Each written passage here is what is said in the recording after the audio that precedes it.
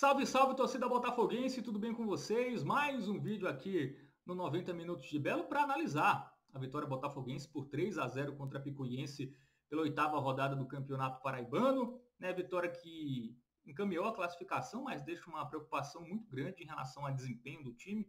Vou falar sobre isso nesse vídeo, mas antes, deixa aquele like generoso, tá? Super importante. Também deixa a sua inscrição, confere aí se você já é inscrito. Se não for, faça a sua inscrição aqui, ativa o sininho. Estamos próximos de 2.000 inscritos aqui no canal, menos de 80 inscrições para a gente chegar nessa marca e eu conto com a ajuda de você, torcedor botafoguense. Bom, agora sim, né, entrando no jogo, né, na análise de Botafogo 3, Picuiense 0. Antes de falar do Botafogo, eu vou dar o contexto da Picuiense, tá? Aí a gente entra na análise do Belo. Ontem foi o jogo que a Picuiense, pelo que eu acompanhei dessa Picuiense no Campeonato Paraibano, que o time conseguiu ter um melhor desempenho. A Picuiense é um time que é formado ali por jogadores semi-amadores da região do Seridó, Curimataú paraibano e alguns jogadores da categoria de base, que, pasmem, a Picuiense tem categoria de base e o Botafogo não tem. Espero que mude agora com a SAF, até acredito que isso vai mudar até pela lógica de SAF, é preciso você investir em base, porque é onde pode ter um grande lucro, né? A médio e longo prazo. Então, acho que o Botafogo deve reativar a sua base até num curto espaço de tempo. Mas, enfim, a Picuiense é formada por isso, formada por jogadores semi-amadores, que jogam boa parte do ano competições amadoras no interior da Paraíba, e jogadores muito jovens ali da base.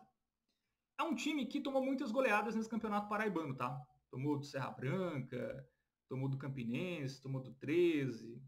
Mas teve dois jogos ali, que foi na primeira rodada contra o Souza, e esse jogo contra o Botafogo, que a Picuiense fez um jogo mais lógico, assim.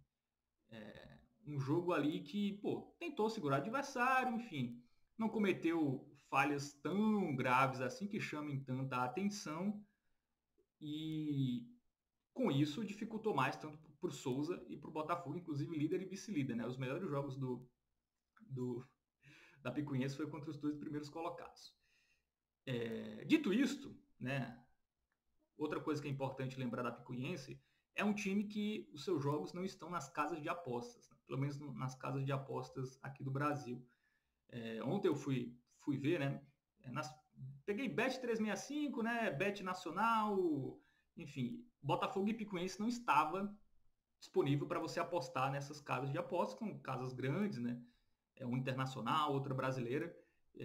Esse jogo não estava disponível, mas Sport de Pátio e Campinense, que acontecia no mesmo horário, estava disponível para aposta. Claramente, as casas de aposta leem que a Picuiense é um time que não deve estar, os seus jogos não devem estar na casa de aposta. Né? Não foi o primeiro jogo da Picuiense que não entrou ali para o cara poder apostar ao vivo. Né? Então, deixa um alerta aí do que é a Picuiense no Campeonato Paraibano. Bom, fazendo esse parênteses, né, sobre a Picuiense, só lembrando, tá? Isso é informação, tá? Não estou fazendo nenhum juízo de valor, não estou acusando ninguém de nada. Mas fato é que os jogos da Picuiense não entram nas casas de apostas, pelo menos brasileiras, nesse Campeonato Paraibano. Deve ter algum motivo, né? Mas sobre o jogo, tá? A Picuiense levou mais a sério esse jogo, né? Acho que foi o que era para ser a tônica da Picuiense em todo o Campeonato Paraibano, perdendo quase todos os seus jogos, mas fazendo uns jogos ali até dificultando para o adversário, né? E conseguiu fazer isso, né? Até nos jogos que foi goleado por Campinense 13, ele terminou o primeiro tempo empatando. Aí no segundo tempo, magicamente, sofre um caminhão de gols. Mas, mesmo estou até, nesse caso, elevando o nível da Picuiense, né? Dizendo que não é um time tão fraco como os resultados, se você pegar só o placar, demonstra ser. Até porque você vê os lances das goleadas, não é que o adversário chutou 20 vezes, fez 6, não. Chutou a bola, chutou ali basicamente quem entrou, né? Foi gol. Foi basicamente isso. Mas isso não isenta o Botafogo de ter tido uma atuação bem abaixo, tá? Um primeiro tempo fraco, né? O Bussi foi com o time titular ali, a única mudança foi o Matheus Rodrigues, porque o Igor Ribeiro estava suspenso, e o Matheus Rodrigues comprovou pela 18ª vez que não tem a menor condição de jogar no Botafogo, né? Contra uma Picuiense, ele não conseguiu desempenhar, então, assim, tanto que foi substituído, né? Então, acho que é um jogador que o Botafogo tem que se livrar o mais rápido possível. Enfim, ele que vá tentar ali em outro clube, uma Série D, enfim.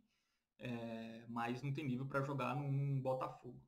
E acho que em muitos times do Campeonato Paraibano o Matheus Rodrigues não conseguiria jogar. E foi um time, diferentemente do jogo contra o Campinense, né, que o Botafogo tinha que dar uma resposta para o torcedor, uma resposta para a SAF que estava chegando, um jogo ali que era clássico, que era muito importante em termos de classificação. O Botafogo entrou no outro nível, numa outra rotação e conseguiu fazer um bom resultado, até aproveitando o mau desempenho do Campinense naquele domingo. Mas contra a equipe da Picuiense, o Botafogo se mostrou um time desinteressado, tá? Um time ali preguiçoso, um time que tinha bola, mas não tinha aproximação dos jogadores, não tinha variação, não tinha jogador dando opção de passe. Tava basicamente cada jogador ali na sua posição e a Picuiense fechando e o Botafogo sem saber o que fazer com a bola, né? Foi isso que aconteceu.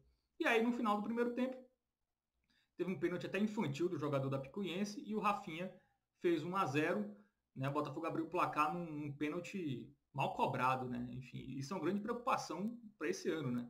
E sobretudo para a Copa do Brasil. O Botafogo teve 4 pênaltis nesse Campeonato Paraibano, 3 ele perdeu, e o que entrou foi uma cobrança mal feita, né? Foi mais falha do goleiro do que mérito do Rafinha. E o jogo contra a Portuguesa na Copa do Brasil, né? Lembrando que não tem vantagem do empate para o visitante, então empatou é pênaltis, né? Então, na minha visão, a chance do Botafogo passar na Copa do Brasil é segurando o jogo no tempo normal e tentando decidir nas penalidades. E pelo que foi apresentado até agora, a possibilidade de vencer nos pênaltis é bem pequena, né? Porque 4 cobranças, 3 erros e a que entrou foi mal cobrada também. E por jogadores diferentes, né? Não é que foram todos os mesmos jogadores. Então, o Botafogo fez 1-0, né? Então já pelo menos tirou a pressão ali de não sair vitorioso no primeiro tempo. No segundo tempo, teve alterações ali do Bussi, né? Entrou o Dourado, entrou o Falcão. O time até começou com um ímpeto bem melhor, fez um gol muito cedo, né? Fez 2-0 muito cedo e também voltou ali a fazer um jogo sonolento, em banho-maria, né? Fazendo o tempo passar, para garantir os 3 pontos, né? Conseguiu ainda fazer o terceiro gol, mas foi uma atuação fraca do Botafogo, que eu acho que o principal ponto dela é reforçar a necessidade de uma grande reformulação para a Série C. Tá? Eu acho que desse elenco do Botafogo, poucos jogadores têm capacidade de ser titular numa Série C.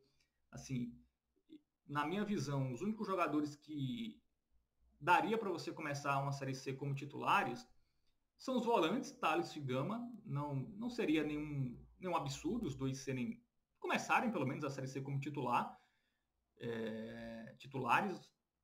e até foram, né? Na Série C passada, o Gama mais na parte final, o Thaleson em boa parte dela, né? Enquanto estava à disposição, teve uma época que ele se machucou e não estava à disposição.